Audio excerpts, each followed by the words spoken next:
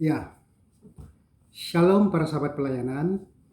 Ya, kita bertemu lagi di channel YouTube saya dan saya akan juga masukkan dalam Facebook saya. Ya, sudah lama kita tidak bertemu dalam ruangan renungan atau perkongsian firman Tuhan. Ya, jadi saya hari ini pada malam ini bersama hari Jumat saya mengambil kesempatan untuk mengungsikan kebaikan Tuhan lewat firman Tuhan yang saya akan kongsikan sekejap lagi. Jadi yang pertama-tama sekali, ya saya ucapkan selamat tahun baru Cina kepada para sahabat pelayanan, khususnya suku kaum Cina yang menyambut ya perayaan tahun baru Cina pada tahun 2021 ini. Jadi saya ucapkan ya Kong Si Facai ya kepada semua saudara mara dan juga kepada para sahabat pelayan pelayanan khususnya daripada kaum Cina ya, baik di Sabah, Sarawak maupun di tanah Semenanjung ini. Jadi saya bersyukur kepada Tuhan karena sekali lagi berkesempatan untuk mengungsikan firman Tuhan yang terdapat di kitab Yesaya 42. Jadi bersyukur karena hari ini merupakan hari yang Tuhan sediakan bagi saya untuk mengungsikan kebaikannya lewat perkongsian firman Tuhan atau renungan kita pada malam hari ini. Ya. Jadi mari kita lihat di Yesaya 42. Ya, saya akan membuat 2 seri. Jadi pada malam hari ini ya dari Yesaya 18 sampai 21. Ya. Yesaya 18 sampai 21. Dengarkanlah hai orang-orang tuli, pandanglah dan lihatlah hai orang-orang buta. Siapakah yang buta selain dari hambaku, dan yang tuli seperti utusan yang kusuruh? Siapakah yang buta seperti suruhanku, dan yang tuli seperti hamba Tuhan? Engkau melihat banyak tetapi tidak memperhatikan. Engkau memasang telinga tetapi tidak mendengar. Tuhan telah berkenan demi penyelamatannya untuk memberi pengejarannya yang besar dan mulia. Nah, saudara yang saya kasih dalam Tuhan, tema firman Tuhan kita pada malam ini itu belajar mendengar lebih baik dari banyak bercakap. Nah, hari ini kita berinteraksi yang berkaitan tentang sikap. Dan kita percaya Tuhan ada yang terbaik, khususnya daripada firman Tuhan ini yang akan dikongsikan kepada kita semua pada malam hari ini. Mari kita berdoa. Tuhan Bapa Surgawi, hamba ini sangat bersyukur atas penyertaan-Mu, karena sekali lagi hamba ini dipercayakan oleh Engkau Tuhan untuk mengungsikan firman Tuhan kepada para sahabat pelayanan yang berada di luar sana. Jadi beri hikmat, akal budi dan pengetahuan kepada hamba ini Tuhan, supaya dapat menyingkap kebenaran firman Tuhan ini untuk memberkati para sahabat pelayanan atau orang-orang yang akan menyaksikan video ini Tuhan. Terima kasih Tuhan di atas kebaikan-Mu. Bantu tolong hamba ini Tuhan. Biarlah Engkau menyertai bibir bicara dan biar Engkau Tuhan memakai lidah-Mu Tuhan untuk diberikan kepada hamba ini, supaya setiap perkataan yang keluar daripada mulut hamba ini adalah perkataan yang daripada lidah-Mu Tuhan. Dan Engkau sendiri yang berbicara lewat firman ini untuk memberkati orang-orang yang berada di luar sana yang menyaksikan video ini. Terima kasih Tuhan, terpuji termulia Engkau di dalam nama Tuhan Yesus. Amin. Nah, saudara yang saya kasih Tuhan, yang saya kasih di dalam Tuhan, ya, kenapa saya mau berbicara tentang tulisan Nabi Yesaya, merupakan nabi yang besar dalam kitab Perjanjian Lama ini. Ya, karena ini sangat mendorong saya secara pribadi, karena ia berbicara tentang satu teguran atau nasihat kepada orang-orang Israel. Karena tema besar di sini Israel buta dan tuli. Nah, kedengarannya akan agak menyakitkan hati, bahkan membuat orang tersinggung kalau kita menjadikan ini sebagai satu teguran atau nasihat kepada seseorang.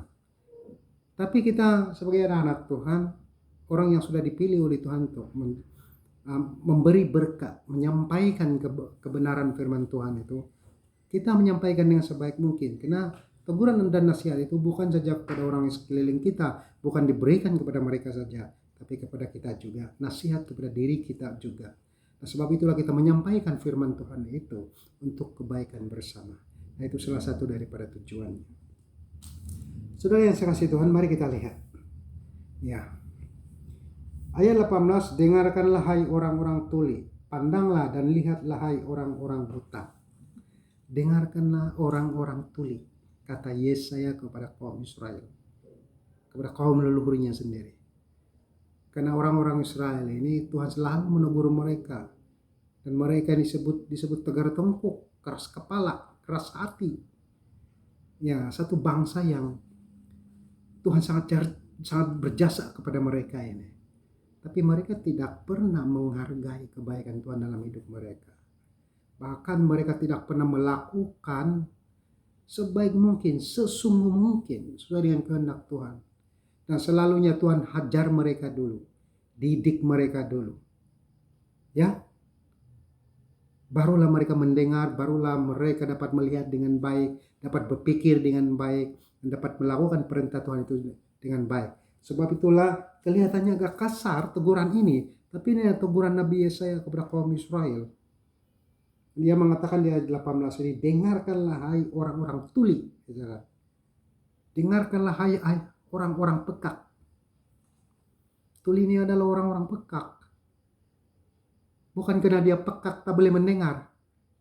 Sepasang telinga ini cukup ada, tapi dia tidak mau dengar. Itu semua bermula daripada hati-hati yang keras.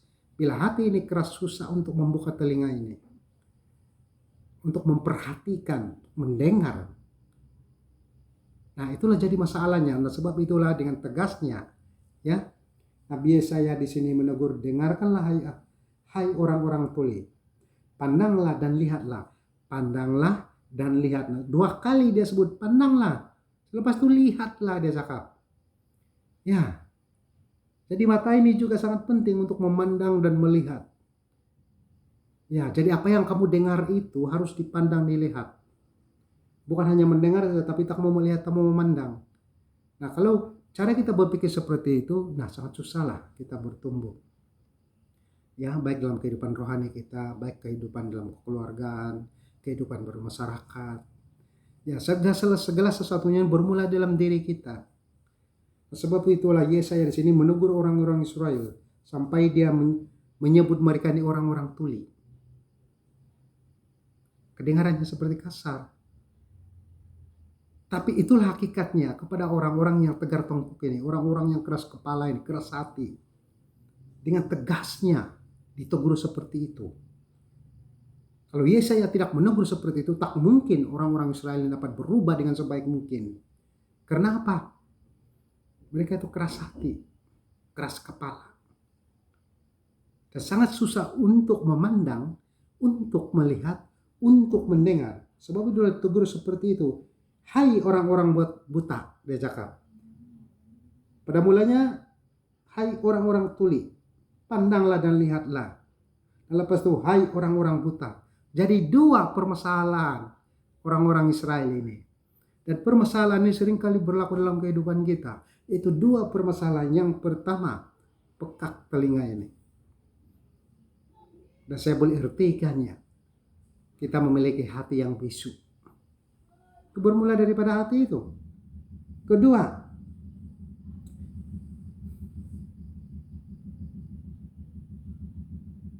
buta penglihatan.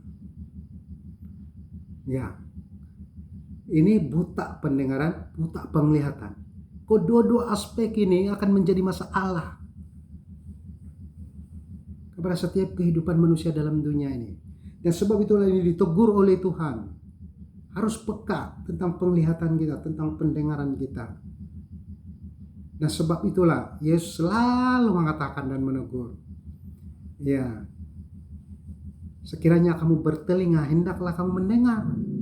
Sekiranya kamu memiliki mata, hendaklah kamu melihat. Sebab itulah Tuhan menciptakan 2 pasang telinga ini. digunakan untuk mendengar perkara-perkara yang baik, benda-benda yang baik. Itu sangat penting. Harus melihat benda-benda yang baik. Sebab itulah orang Kristen, orang percaya diajar untuk melihat firman Tuhan. Nah, Mazmur Daud mengatakan, renungkanlah Taurat Tuhan siang dan malam. Merenung ini sebenarnya luas maksud dia. Ia melihat, ia merenung. Merenung ini sebenarnya kan sedang berpikir, sedang meneliti, sedang belajar. Ya, sedang mengkaji sesuatu.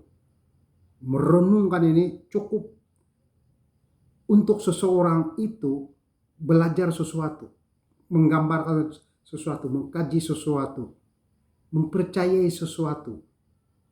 Nah, sebab itulah harus direnungkan firman Tuhan ini. Nah, sebab itulah kata Yesaya di sini, hai orang-orang tuli, pandanglah dan lihatlah. Hai orang-orang buta, dia cakap. Nah, itu berbicara tentang butanya pendengaran, butanya penglihatan. Nah, sebab itu Yesus pernah menegur guru-guru Taurat.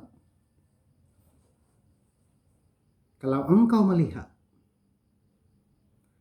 tetapi hatimu buta, engkau akan buta selama-lamanya. Dia buta dari melihat kebenaran, mendengar kebenaran, percaya kebenaran. Disebabkan apa? Hatinya buta. Hati buta ini kan adalah hati yang tak boleh menerima kebenaran. Semuanya bermula daripada hati. Kita menutup telinga, kita menutup penglihatan kita, semuanya daripada buta hati. Nah, itulah teguran Yesus kepada guru-guru Taurat. Tapi kalau hatimu dapat melihat, walaupun matamu buta, dia cakap, engkau akan dapat melihat kebenaran selama-lamanya. Dan engkau akan diselamatkan. Nah, walaupun secara fisik seseorang itu buta, secara lahir, tapi dia percaya Yesus, bahwa Yesus itu adalah keselamatannya, mereka dapat disembuhkan. Dan secara fisiknya mereka dapat melihat, karena hati dia ini adalah hati yang percaya kepada Yesus. Kalau hati dia buta, walaupun dia ada mata, tidak melihat kebenaran, tidak memandang Yesus, dan telinga mereka ini, pendengaran mereka ini tuli atau buta pendengaran ini, mereka tidak akan melihat keselamatan. Dan sebab itulah Yesaya menegur seperti ini supaya orang-orang Israel dapat belajar dengan sebaik mungkin, dapat mengenal kebenaran daripada Tuhan itu.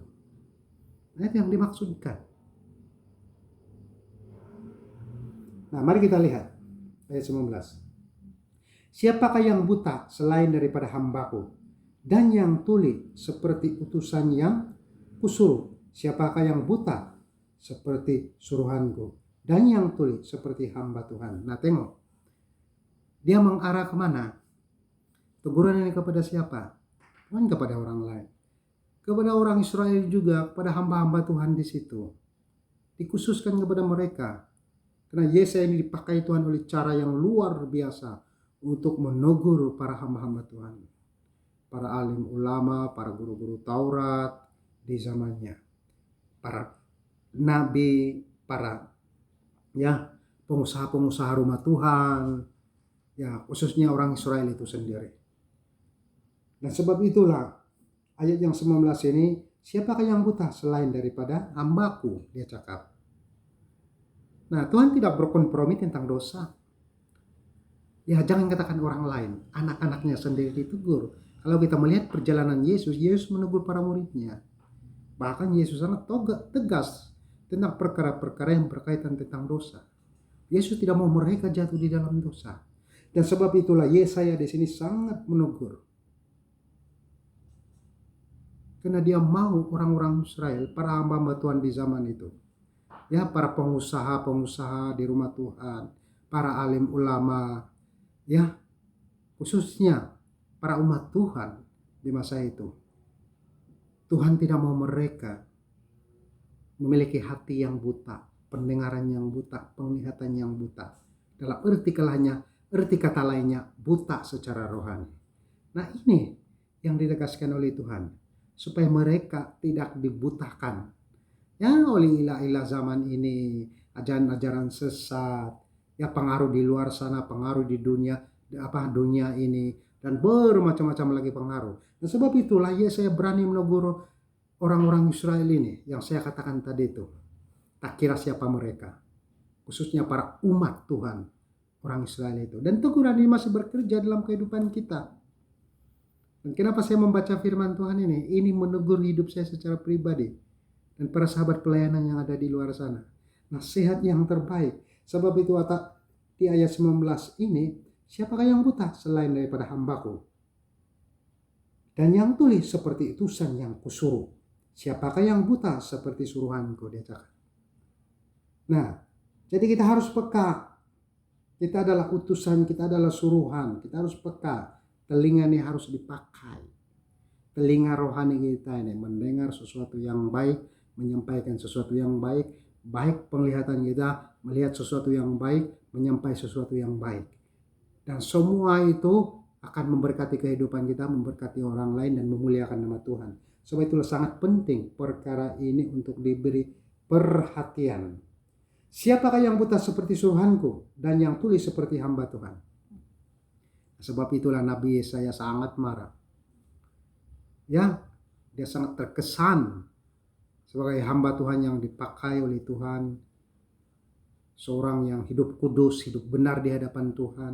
Dan melihat hamba-hamba Tuhan yang lain, pengusaha-pengusaha rumah Tuhan, ya khususnya kaum Israel, ya khususnya para umat Tuhan melakukan dosa. Dan sebab itulah dia berbalik kepada ketua-ketua ini. Dia cari cegu-cegu ini. Dia cari alim ulama ini. Guru-guru Taurat ini. Ya. Dia cari semua mereka ketua-ketua ini dan menegur mereka. Supaya mereka kembali kepada jalan kebenaran. Ayat 20. Engkau melihat banyak tetapi tidak memperhatikan. Engkau memasang telinga tetapi tidak mendengar. Nah, dua perkara yang sekali lagi saya katakan di sini. Tuhan tidak mau kita buta rohani, mata rohani ini. Dan buta pendengaran rohani kita ini. Ya, firman Tuhan mengatakan, kamu melihat banyak, engkau melihat banyak, tetapi tidak memperhatikan. Nah, teguran ini kepada kita semua. Kita melihat banyak benda. Ya, tapi firman Tuhan kita tidak perhatikan. Firman Tuhan kita tidak mau belajar. Perkara-perkara baik yang kita tidak mau perhatikan. Dan ini seringkali kita melihat dalam keluarga kita, orang sekeliling kita, jemaat kita. Ya, di tempat kerja atau di mana-mana. Benda-benda yang buruk ini, benda-benda yang najis, benda-benda yang menyakitkan hati Tuhan, benda-benda yang mengakibatkan dosa ini diperhatikan, malahan dipelajari. Nah, ini hati-hati. Sebab firman Tuhan ini adalah firman yang tuli, yang datang daripada Tuhan. Dan inilah salah satu aturan-aturan yang berada di surga, yang harus di dalam aturan-aturan rohani kita, supaya kita tidak terjebak dengan perangkap-perangkap iblis. Banyak melihat, tapi tidak memperhatikan.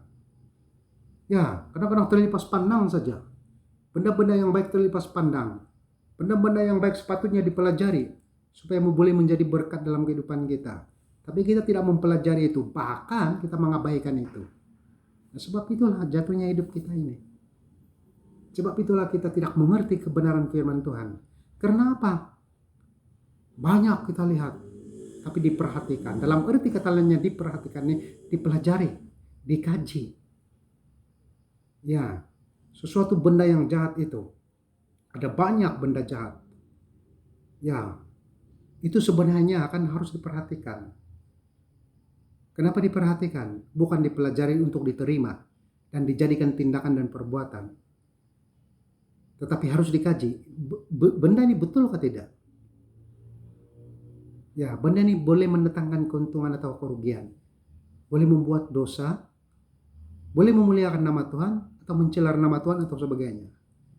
Kalau setiap benda yang datang dalam kehidupan kita dan kita kaji sesuai apa kata firman Tuhan ini. Ya, nah, kita tidak dapat ditipu oleh iblis. Ya, walaupun kita melihat banyak benda jahat, Begitu juga banyak benda baik. Kadang-kadang kelihatan di luarnya baik, tapi di dalamnya belum tentu baik. Sebab itulah patokan adalah firman Tuhan. Firman Tuhan memberi jawaban kepada setiap persoalan itu. Ya, kadang-kadang kelihatan rohani, baik, bagus. Ya, boleh mendatangkan kebaikan dalam hidup kita. Tapi bila dikaji, lain pula jadinya. Akan memudaratkan kehidupan rohani kita pula. Nah, sebab itulah apabila kita melihat banyak perkara di dalam dunia ini, itu berarti Tuhan mau kita berdikari, belajar sesuatu, menilai itu dengan ukuran standar firman Tuhan. Nah, itu sangat penting bagi orang percaya. Dan sebab itulah di ayat 20 ini, engkau memasang telinga tetapi tidak mendengar. Nah, selalunya kalau firman Tuhan kan, banyak orang pergi gereja tidur. Dia pasang telinga tapi dia tidak mendengar firman Tuhan. Ya, ada pula bertahun-tahun, berpuluh tahun datang ke gereja. Baru macam-macam gereja masuk, tapi tidak pernah bertumbuh. Telinga Pak mendengar firman Tuhan, tapi tidak masuk dalam otak, tidak masuk dalam hati. Umur dah sekian-sekian, tapi tidak pernah matang. Sebab memiliki hati yang buta tentang firman Tuhan. Pikiran yang buta tentang firman Tuhan. Dan masih diombang-ombangkan oleh syaitan. Oleh bisikan-bisikan syaitan. Ya, masih boleh melakukan dosa. Padahal menjadi orang percaya, menjadi orang Kristen dah berpuluh tahun. Ya, di gereja kadang-kadang ada orang yang pandai khotbah, pandai firman Tuhan. Wah, ada yang keluar daripada sekolah Alkitab, ikut seminari dan sebagainya, masih boleh melakukan dosa. Dan sebab itulah firman Tuhan berbicara di sini. Kita memasang telinga, tetapi tidak mendengar. Nah, pentingnya mendengar firman Tuhan. Penting mendengar sesuatu yang baik, ajaran-ajaran yang baik. Ya, mungkin ajaran di luar sana itu ada pengajaran yang bukan datang daripada firman Tuhan. Tetapi selagi dia tidak bercanggah tentang kebenaran firman Tuhan, selagi itu boleh diterima oleh telinga kita, dijadikan pengajaran moral dalam hidup kita yang boleh mendidik, mengajar kita, dijadikan satu motivasi yang boleh membangunkan diri kita, menjadikan kita orang yang berguna. Ya, bukan orang baik saja. Kalau orang baik banyak orang di dunia ini orang baik. Tapi hidup yang memuliakan nama Tuhan. Itu sebab menjadi pendengar yang baik. Kalau kita menjadi pendengar yang baik, berarti kita sudah memasang telinga kita di kiri dan kanan dengan baik. Kalau kita menjadi pendengar yang baik, kita juga menjadi pelaku yang baik. Tapi orang yang tidak dapat melakukan firman Tuhan dengan baik, karena mereka bukan pendengar. Dan selalunya orang seperti ini kadang-kadang bercakap lebih banyak berbanding mendengar lebih banyak. Kadang-kadang mendengar sedikit, tapi bercakap lebih banyak. Kadang-kadang apa yang dicakap itu bukannya semua datang daripada apa yang dia dengar. Tapi kadang-kadang kan datang daripada kepintaran sendiri. Ya, kadang-kadang orang ini seperti ini. Ya, dia mendengar sesuatu yang baik. Banyak kebaikannya dengar. Tapi hanya sedikit saja dia terima. Banyak perkara jahat dia dengar. Tapi yang perkara jahat itu kan itu yang banyak dia terima masuk dalam otak. Bila dia bercakap kan seolah-olah dia pintar. Tapi sebenarnya dia tak pernah belajar tentang kebaikan. Kenapa saya mengatakan seperti itu? Ya, sebabnya karena dia lebih banyak mendengar yang jahat berbanding mendengar yang baik. Jadi ini bukan pendengar yang baik. Kalau kita berjumpa dengan iblis, kita tanya dia. Ya? Apa jawaban dia tentang pendengaran dia? Mana mungkin dia mendengar firman Tuhan? Iblis tidak mungkin akan mendengar firman Tuhan dan menerima firman Tuhan dengan baik. Kalau iblis menerima firman Tuhan dengan baik, mendengar firman Tuhan lebih banyak, iblis akan bertobat. Tapi kenapa iblis tak boleh menerima firman Tuhan, tak boleh mendengar dengan banyak? Ya, untuk memperbaiki hidup dia. Sebab dia tidak mau bertobat. Pastilah dia buka telinga dia untuk mendengar benda-benda yang jahat, perkara-perkara yang jahat. Ya, jadi kalau kita tidak menjadi pendengar yang baik, kita tidak memiliki telinga rohani yang Tuhan beri ini. Tapi kita memiliki telinga iblis. Iblis kan banyak telinga. Bukan 12 saja. Iblis ada telinga di belakang, di atas kepala, dan di mana-mana. Iblis ini kan suka mendengar-dengar, dengar sini, dengar sana, dan sebagainya, macam gosip, ya kritikan, apa saja benda-benda yang jahat itu. Nah, iblis suka. Nah, kita jangan sampai memiliki telinga iblis itu. Nah, itu yang membuat hidup kita jatuh. Hidup kita tidak dapat memuliakan nama Tuhan. Ayat terakhir. Tuhan telah berkenan demi penyelamatannya untuk memberi pengajarannya yang besar dan mulia. Apa kata Tuhan di sini? Tuhan telah berkenan demi penyelamatannya untuk memberi pengajarannya yang besar dan mulia. Tuhan berkenan. Ya saudara, Tuhan berkenan demi penyelamatannya. Tuhan berkenan kepada kehidupan manusia demi penyelamatannya yang besar dan mulia. Jadi apabila kita bercakap tentang firman Tuhan, apabila kita mendengar khotbah, apabila kita belajar tentang rohani, dan kita fokus kepada Tuhan, itu berarti Tuhan sedang berkenan di dalam kehidupan kita. Tapi kalau kita tidak memperhatikan semua ini, ya, bagaimana kita boleh berpikiran Tuhan sedang berkenan kepada kita? Kalau kita sendiri tidak berkenan kepada Tuhan. Kalau kita memperhatikan semua ini, belajar semua ini, menerima semua ini, melakukan semua ini, khususnya firman Tuhan yang diajarkan oleh Tuhan, Tuhan sedang berkenan dalam kehidupan kita. Karena kita bertindak balas tentang firman Tuhan. Kita menerima firman Tuhan. Dan sebab itulah orang-orang yang sedemikian rupa ini diberkati oleh Tuhan. Kenapa? Ya, Tuhan berkenan dalam kehidupan dia. Dan setiap firman yang Tuhan ajarkan itu adalah besar dan mulia. Kehidupan kita ini berbicara tentang nyawa, tentang keselamatan. Bukan saja tentang berkat-berkat materi semua ini, tapi berbicara tentang nyawa, tentang keselamatan, tentang neraka dan surga, tentang tujuan keselamatan kita. Kita menuju kemana, mengarah kemana, pergi kemana. Itulah sebab besar kuasa firman Tuhan ini, besar makna firman Tuhan ini. Bukan itu saja, mulianya firman Tuhan ini. So firman Tuhan ini adalah kemuliaan nama Tuhan. Bila kita belajar firman Tuhan, kita sedang memuliakan nama Dia. Kita belajar firman Tuhan, kita sedang membesarkan Dia, mengagungkan Dia, meninggikan Dia. Karena Dialah yang sedang kita bicarakan. Firman Tuhan adalah hati Tuhan. Dan sekali lagi, sebab itulah saya suka mengungsikan firman Tuhan di dalam grup WhatsApp gereja. Supaya semua orang membaca firman Tuhan. Ya, membaca. Pada mulanya kita membaca, tapi tanpa kita sadari kita sedang sharing kepada orang lain. Kita sedang menginjil orang lain. Kita sedang memberitakan firman Tuhan itu kepada orang lain. Nah ini yang tidak disadari oleh anak-anak Tuhan. Dan ini yang sepatutnya harus disadari oleh anak-anak Tuhan. Supaya kita sedang memberi kesaksian. Dan sudah memberi kesaksian. Sedang memberi kesaksian, sudah memberi kesaksian.